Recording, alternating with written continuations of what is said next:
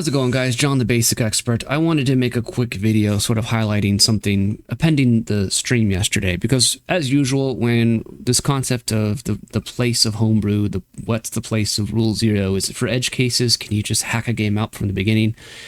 I think some aspects of the argument get kind of lost in the mud here, and I think there's some assumed presuppositions or some assumed positions in these debates, in these conversations, in these like hashing out of ideas of how to run the game that sort of lead us to weird conclusions.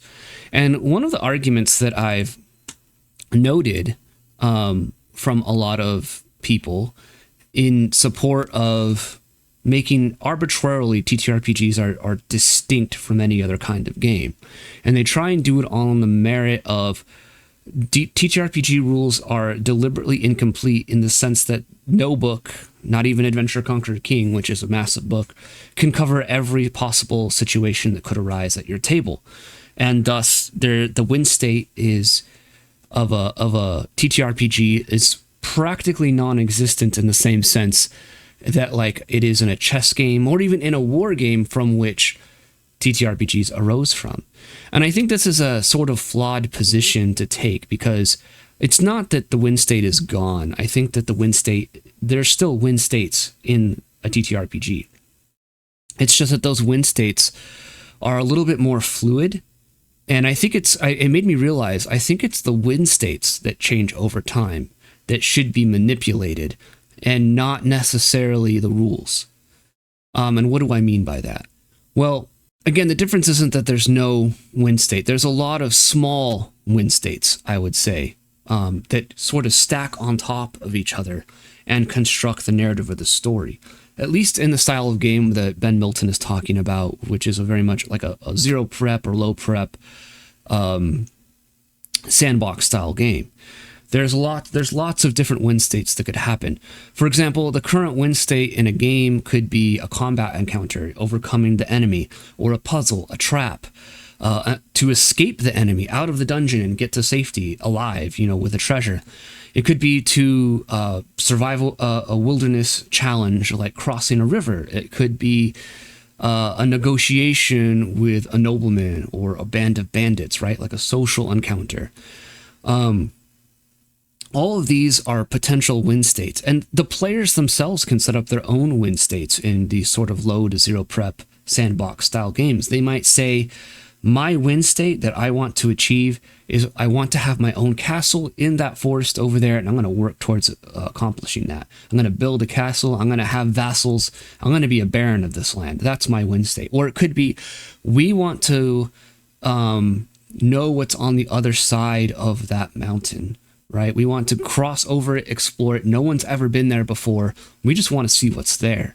And if we can see what's there, like that's awesome. We want to go exploring. That in and of itself is sort of a win state. Do we go over there or do we successfully do that and get to safety and come back? And so even the players themselves obviously should be directing a lot of these win states. So again, it's the win states that change in a TTRPG. And the rules are there to facilitate the reason why they are sort of deliberately, quote, incomplete is because they're more generalized and there to sort of provide a host of different win states, which gives a host of different options, a host of different paths, a host of different ways that the campaign could go. And that's what makes RPGs unique and different from, say, a traditional war game as they're played now, although I would contend that war games as they came out of the Napoleonics and whatnot that D&D came out of were played with this sort of open-end state, with the win state could change and was variable from campaign to campaign and from player to player. There's sort of this asymmetrical win state. And I think this is what also makes games different, because a lot of people say, like, well, no one's really competing against each other in conventional TTRPGs. I think in a grand game that you're trying to run with many different play groups and whatnot, and maybe they get to higher levels and they start building that domain. That player that I mentioned that wants to become a baron, that's his win state. Once he achieves that, he might set a new win state that's going to be, I want to conquer the other player's land, that he also is a baron, or he also is a lord, or he's a cleric with a temple, and I want that land. I want his vassals. I want to control his territory. Now it's turned into a war game, right? But it's completely set up. These win states are completely set up by the players themselves in a sort of organic spontaneous way. But the rules themselves are there to set up these a multiplicity of win states, almost infinite number of win states. The rules are there to adjudicate them.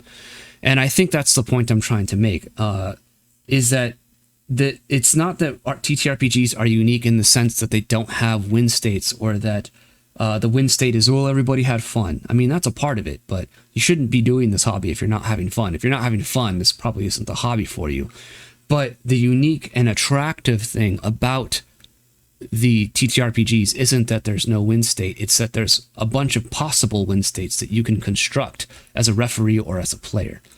And those win states can be in opposition to other players, they can be in opposition to other play groups and adventuring groups if you're running a West Marches style game.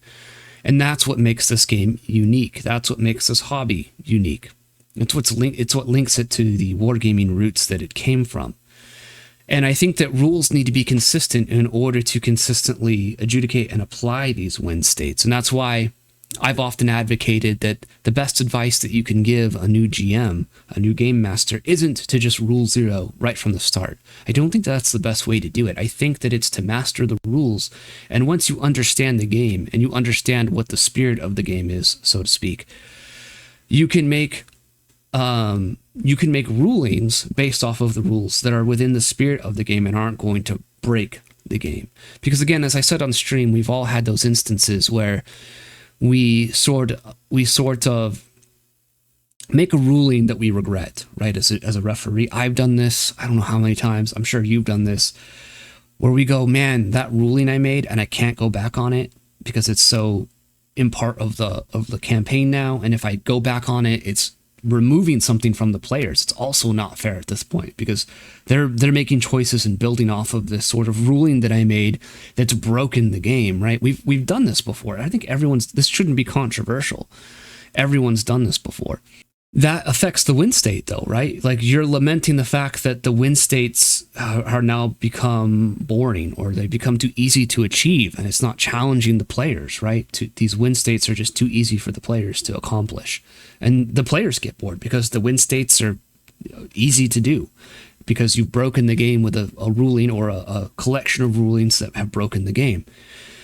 And so that's, I think, the key here. I think that's the point I want to make. And I'm hoping that you can see the nuance of this position. It doesn't mean that I'm anti-homebrew. It doesn't mean that I'm anti-rule zero. I just think there's a very specific place for it, and it's in a very specific context that I think the larger hobby has taken out of context, and that's what's led to a lot of GM burnout and frustrations among GMs and feeling like they have too much put on their shoulders as well. In constructing win states, for example, they're not reliant on players constructing their own win states. Players are just sort of passive and waiting for them. But that's just what I think. I just wanted to make a quick video sort of highlighting this, and hopefully you found it interesting. I think that if you've never made the argument that TTRPGs don't have a win state, then this is a very specific argument that I'm addressing that I've heard people make. That the open-endedness of RPGs is what makes them fundamentally different. It's not that they're open-ended, it's that there's open-ended win states. There's customizable win states that you can make within specific rules for every rule set that you buy, right? That's what makes role-playing games unique and interesting. That's why we buy D&D over some other game, or why we would want to try Sword World over D&D, or play Traveler instead of the Expanse RPG or something like that, right? That these different rule sets sort of have different ways of adjudicating the plethora of different sort of win states that we could construct at our table via as a player and as a referee. So that's going to do it for this video, guys. I hope you enjoyed it. Like, subscribe, share the video if you like this kind of content. And you can support the channel right here on YouTube or on my Patreon or on my Guilded server. Links to all my stuff are below. Make sure you check out the White Box Kickstarter. It's on pre-launch right now. We'll be launching September 1st.